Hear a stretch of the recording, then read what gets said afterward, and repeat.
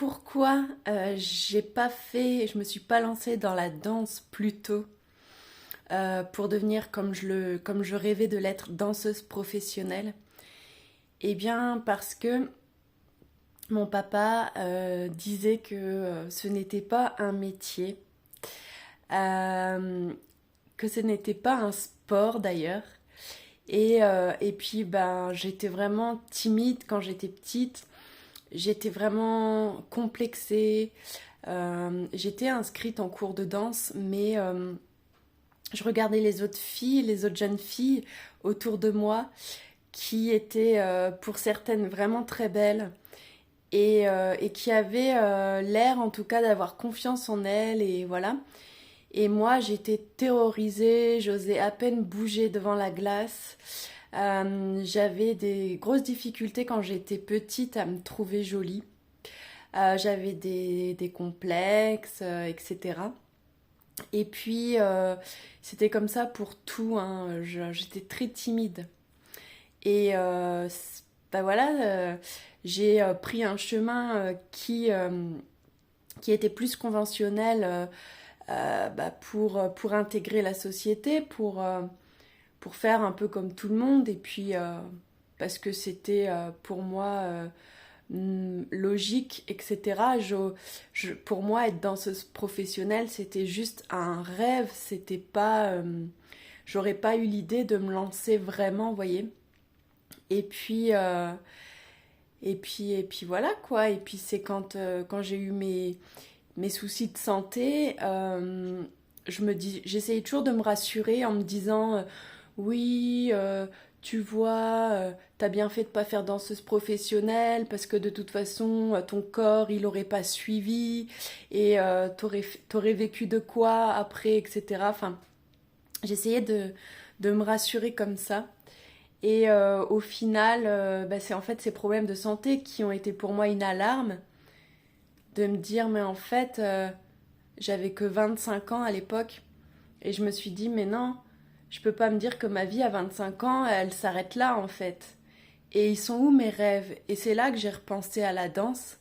Et c'est là qu'il s'est passé des choses en moi et que je me suis sentie poussée à me reconnecter tout doucement à mes envies profondes, à mes rêves, à qui je suis vraiment. Et donc, eh bien, j'ai dû faire ce travail de guérison profonde et retirer tout doucement des masques que je portais pour me protéger. Parce que quand j'étais petite, on n'a pas respecté ma sensibilité. On se moquait tout le temps de moi. Et ça arrive encore maintenant, hein, quand je montre ma vraie sensibilité. Des fois, il y a des gens qui ne comprennent pas ce que c'est. Mais maintenant, j'arrive quand même mieux à le gérer. Voilà, donc après, des fois, je m'énerve. Les gens ne comprennent pas pourquoi je m'énerve. Mais voilà, je continue quand même ce travail sur moi, d'avancer vers mes rêves et puis de retirer tous mes masques pour être le plus vrai possible, le plus authentique possible, avec ma vraie sensibilité, ma vraie beauté naturelle et puis qu'il n'en déplaise, comme on dit, à certains. En tout cas, se reconnecter à ses rêves, ça permet vraiment de se sentir vivant. Voilà, avec mon dernier petit copain, on avait tout en illusion pour être bien, et on était bien, hein, et c'était un amour, mais euh, je me sentais pas à ma place, et j'avais l'impression que j'étais en train de faner, comme une fleur.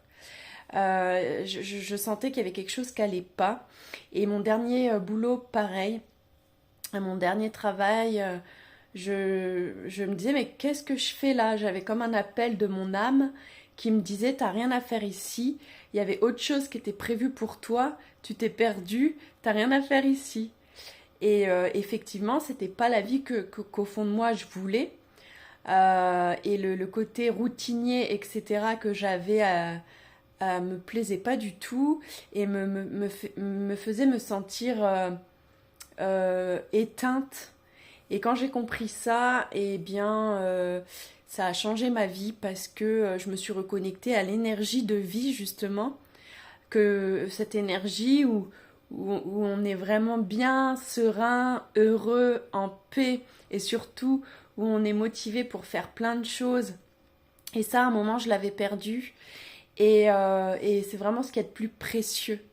Peu importe ce qu'on fait dans la vie, ce qui compte, c'est vraiment que ça nous fasse vibrer.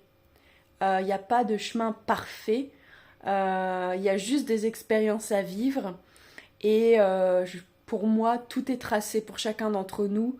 C'est un chemin d'âme et pour moi, notre âme, elle a choisi une route et c'est à nous de tout faire pour la suivre, pour que notre chemin soit le plus doux possible. Parce que quand on ne suit pas le chemin de son âme, alors là, on a le droit aux secousses, hein, voire aux tremblements de terre. Voilà, donc moi les secousses, c'est bon. J'en ai assez vécu. Maintenant, j'aimerais vraiment vivre une vie plus douce et c'est ce que je fais en sorte justement de m'offrir cette vie-là, la plus douce possible et la plus en accord possible avec qui je suis vraiment à l'intérieur de moi. Voilà. Et aussi un vrai plaisir d'être aimé, peut-être moins, enfin, non pas moins, mais d'être entouré par des gens qui vous aiment vraiment. Euh, et vous vous rendez compte que quand vous êtes vrai, les vrais liens d'âme les plus forts, ils sont toujours là, ils restent, quoi qu'il arrive. Voilà, je vous fais de gros bisous et je vous dis à bientôt. Salut!